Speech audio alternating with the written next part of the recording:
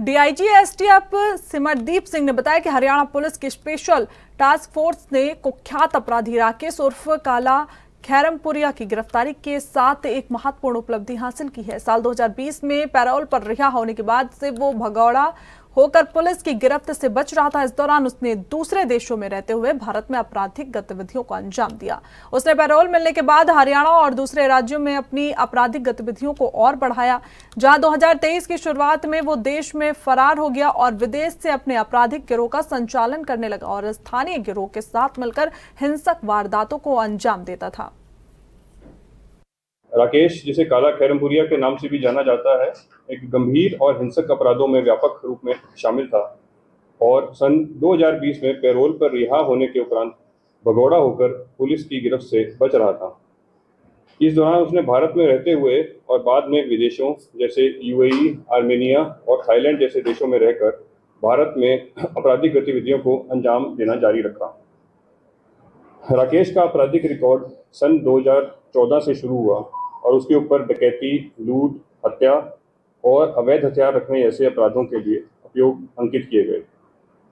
अंततः उसे 2015 में पुलिस थाना बादरा, जिला हनुमानगढ़ में एक मर्डर के केस में 2018 में आजीवन कारावास की सजा सुनाई गई और 2020 में 2020 तक सजा काटने के बाद उसे पैरोल पर रिहा किया गया, परंतु उसने अभी कभी वापस रिपोर्ट नहीं किया।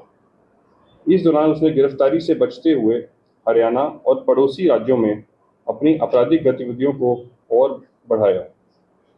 उसने सन 2021 में थाना भट्टूकलां, जिला फतेहाबाद में गांव दरौली में एक हत्या की, परंतु तब भी पुलिस उसे गिरफ्तार करने में नाकामयाब रही और इस अभियोग में माननीय अदालत ने वर्ष 2023 में उसे एक उद्घोषित अपराधी घोषित किया। फर्जी तरीके से प्राप्त डॉक्यूमेंट्स यूज करके उसने पासपोर्ट बनवाया और 2023 की शुरुआत में देश से फरार हो गया और विदेश में अपने आपराधिक गिरोह का संचालन करने लगा। स्थानीय गिरोहों के साथ गठजोड़ कर हिंसक कृत्यों का अंजाम दिया।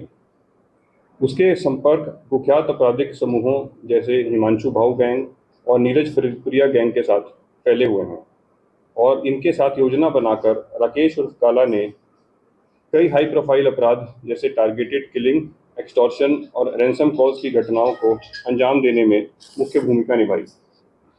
प्रमुख घटनाओं में दिसंबर 2023 में जिला सोनीपत के गांव में एक सरपंच की हत्या, इस साल जनवरी में गोहाना के एक प्रसिद्ध मिठाई की दुकान पर फायरिंग, मुरथल के एक ढाबे पर दिन दिहाड़े हत्या और पिछले महीने दिल्ली के राजौरी गार्डन में एक बर्गर किंग नाम के आउटलेट पर निर्ममता से एक व्यक्ति की हत्या में मुख्य भूमिका निभाई।